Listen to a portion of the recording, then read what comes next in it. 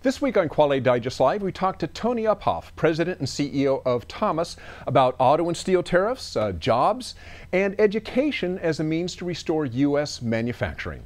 Don't miss it. Come back in 30 seconds.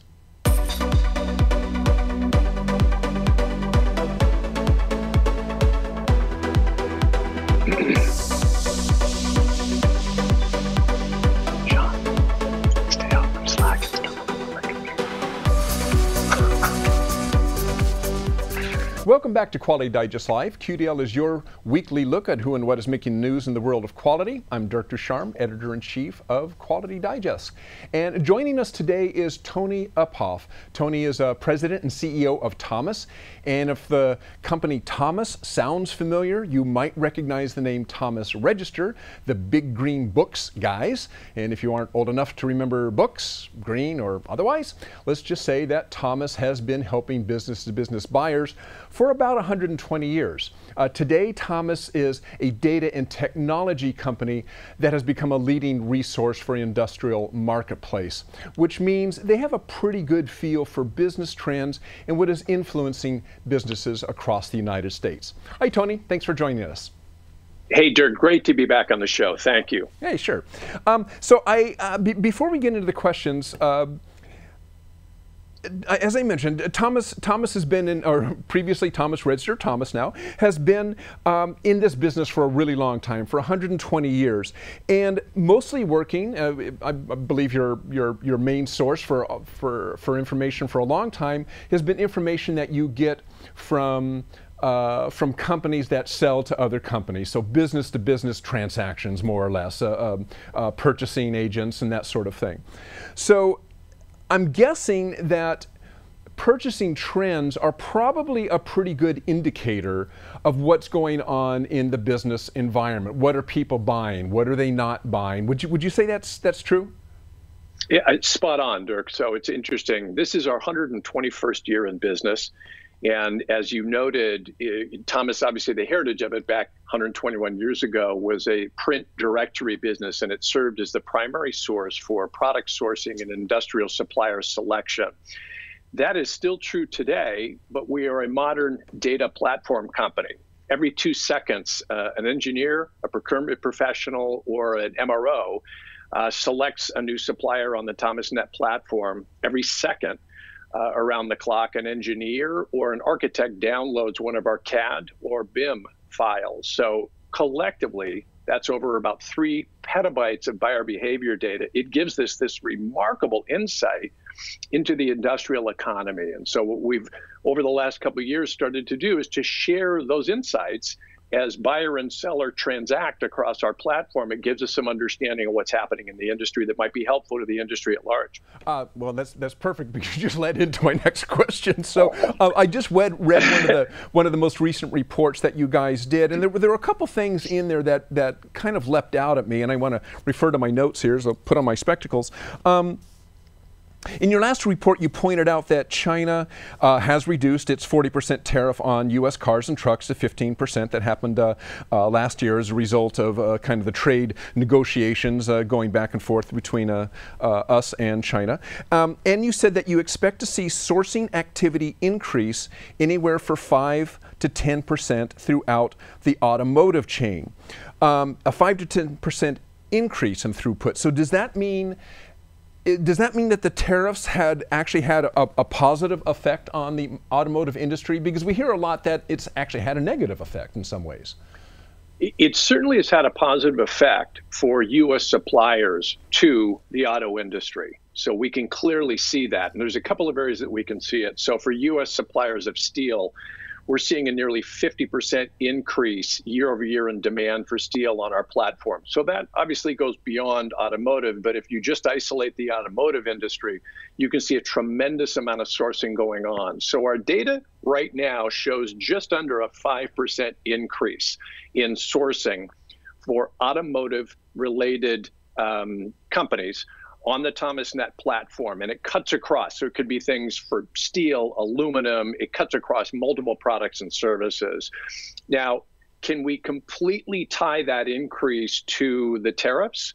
I'm not an economist, and I wouldn't even play one on television here, but I would dare to say that it's probably had some sort of an impact. However, we're also seeing a fairly robust economy globally. And ironically enough, one of the biggest markets for the automotive industry to sell into is China itself, has been a very, very healthy marketplace for the consumption of automobiles. So long way of saying, Dirk, I think the tariffs have likely created some sort of short-term stimulus. Whether that stimulus maintains or not remains to be seen. And what about the supply chain itself? Are you seeing shifts in the supply chain? Are you able to look at, I guess, that kind of demographic data of where people are buying from? Are you seeing a shift from buying from one country to buying from another country, that sort of thing? Well, in our case, you're seeing an awful lot of, we assume that some of the shift, we can't see where they were buying before, but we can see certainly what they're looking at now and where they're sourcing. And so I think some of this is arguably a return to U.S. manufacturers. I mean, you are seeing some level of reshoring that's significant. The U.S. manufacturing industry has been on a growth curve for many, many years now. Output has been sustainably growing for many, many years. You're seeing a lot of jobs being added in the space. So I think there's a couple of things happening there.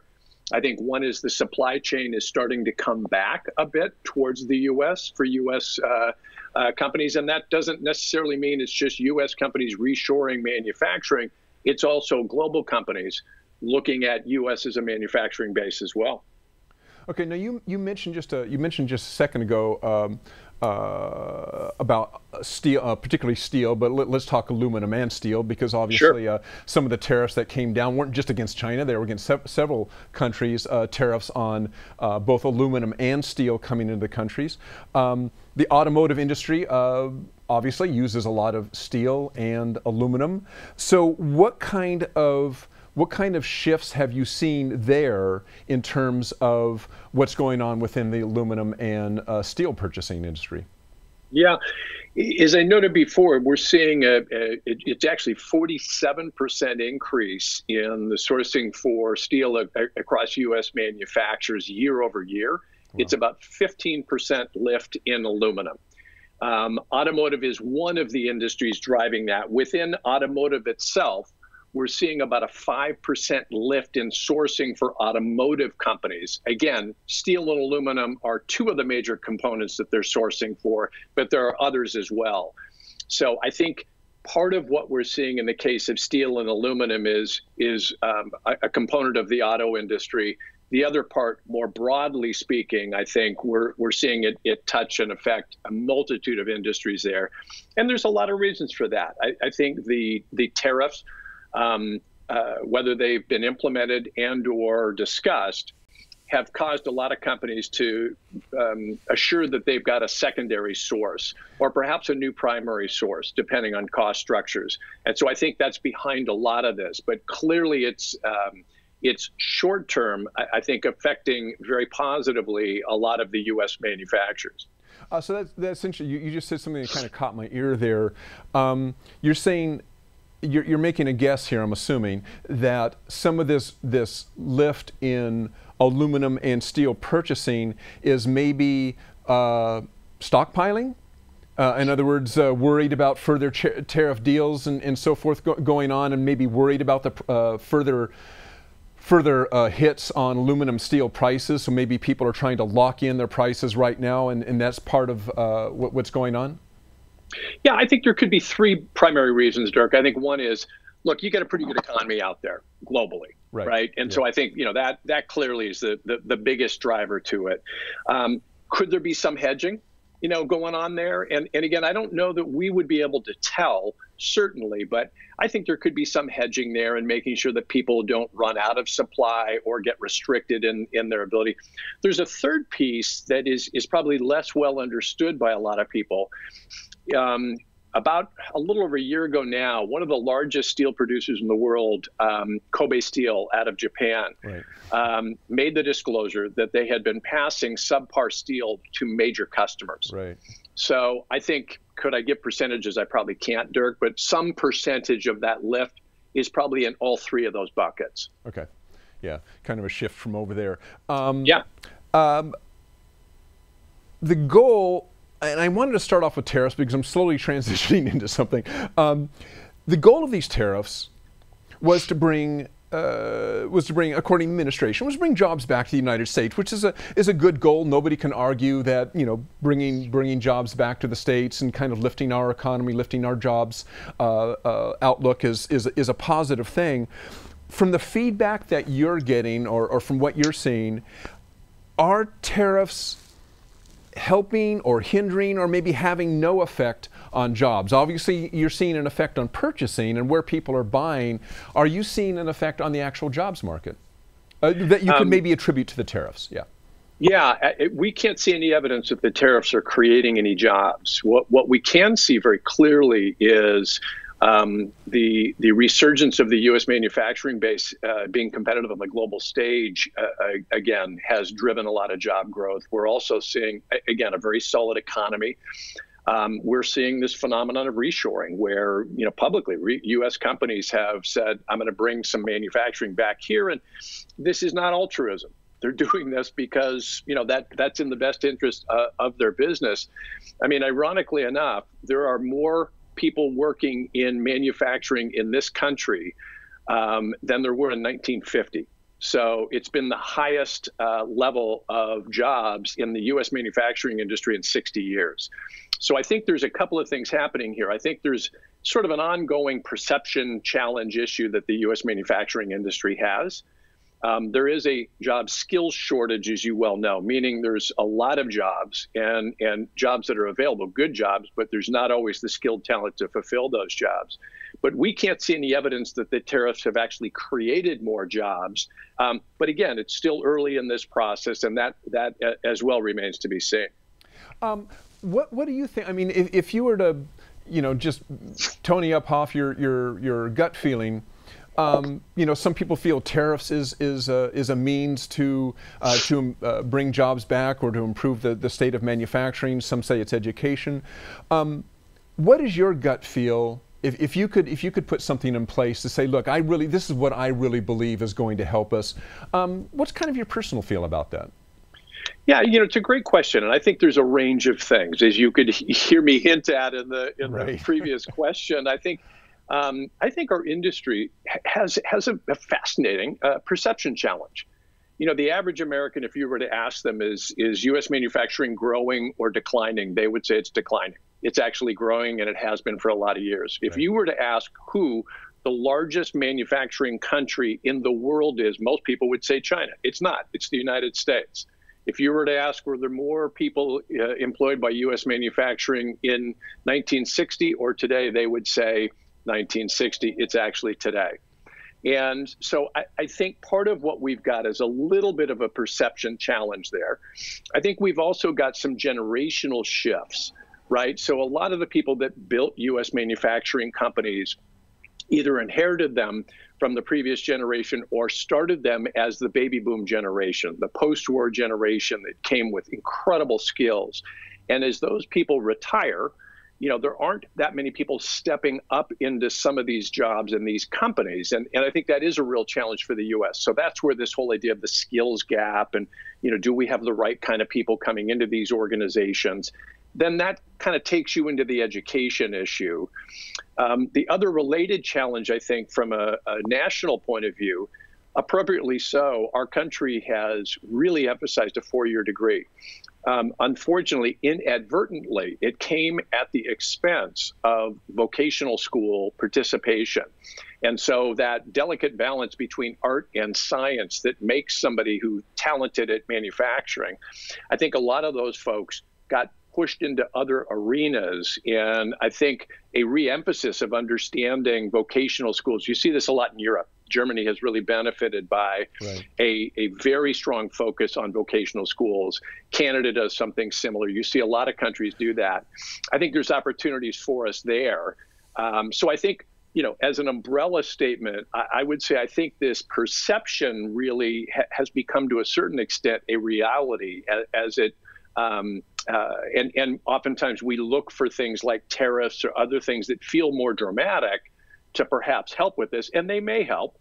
But I also think a clear understanding of what opportunities exist, that these are good jobs, they're high-tech jobs, they're well-paying jobs.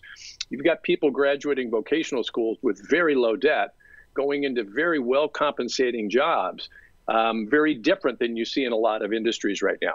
Well, what do we need to do then as an industry? Like you said, there's this perception issue, despite the fact that I think most, not just business media, but I think mainstream media, do try to point out that, hey, you know, manufacturing is a lot sexier than it used to be. I mean, I don't think there's a lack of information out there on this, but there is still that perception. What do you think is driving that? Is it just because most of the parents still come out of that, are still of the age where manufacturing was a grimy job, and we have to put it indelicately, wait for them to die before we can, before that attitude changes? Right. Yeah. Right. Well, I do think, delicately phrased, I think there is a generational component here, and I think there's a lot of truth to that. And look, I get it. You know, if I was a part of a generation that perhaps hadn't gone on for a 4-year degree, and my children were looking at where they wanted to grow and develop, I would probably aspire for them to do that. I think as the awareness goes up and people understand that this is a high quality opportunity for a sustained career. And to your point, I think that we are seeing those stories in in the Wall Street Journal, in Forbes, in other areas where people, it's a little bit of an irony. Hey, guess what? U.S. manufacturing is a great career path. I think it's early, though. And if you look where you and I sit, we're sort of inside the beltway, if you will, in this industry. So to us, this feels like it's being talked about a lot. I think in the mainstream, it's just beginning to be a part of the discussion. I think so. That perception then ultimately can lead to other things. Like what? Like better programs within the junior college and vocational school system, apprenticeships at the high school level, connecting where we do have state or federal funding programs for these kinds of things with the areas where they're most needed. I think it's just now starting to take off and trickle down. I also think we've got some ripped from the headlines things based on, a lot of the high tech companies are fundamentally manufacturing companies. You look at a company like Apple, and while it's a high tech company, they're establishing a lot of jobs increasingly in the U.S. They just announced 1,000 new employees at a San Diego campus. They've announced $1 billion campus they're going to build in Austin, Texas. So I think those types of companies, while we might think of them as tech and not manufacturing, 95% of what they're doing is manufacturing those products and services and/or managing the supply chain that does. I think the more we get visibility on those types of companies and jobs, the more you'll see people diving in on it. But there is a piece, I hate to call it regulatory, but there is a piece beyond just perception where I think we as a country need to make sure that we're lining up how education and programs and apprenticeships work, because it is a risk for us. This growth won't continue if we can't fill those jobs. Well, so I think there is a risk there. You wrote speaking of that, I mean, you wrote a pretty interesting article a few months ago that we published that really kind of talked about essentially what's going on behind the scenes. Now, everybody's familiar with STEM. I mean, you hear STEM everywhere, right? Science, technology, engineering, and math education, but also a lot of people just don't realize how much apprenticeship programs are growing, and technical and vocational schools are coming back into vogue again. And a lot of people don't realize that that a lot of that is actually happening behind the scenes, and we're kind of almost rolling the clock back a bit and going back to the days of strong apprenticeship programs, strong vocational schools, where we're maybe not selling so much the idea that everybody has to get a 4-year degree. I think there still is a lot of that out there, but I think it's becoming less and less, where it's kind of like, hey, if you've got an interest in robotics or mechanics, or you love machining, you love working with your hands, there's now a kind of a what would you call it? a recognized and acceptable, quotes, pathway to go toward a vocational degree without kind of this cloud hanging over your head, why didn't you go to college? Yeah, I think that, and again, not to overstate the perception, but I think that's a big piece of it. So I think what's happening is this is starting to change, and it's starting to change pretty quickly. You mentioned robotics as a good example.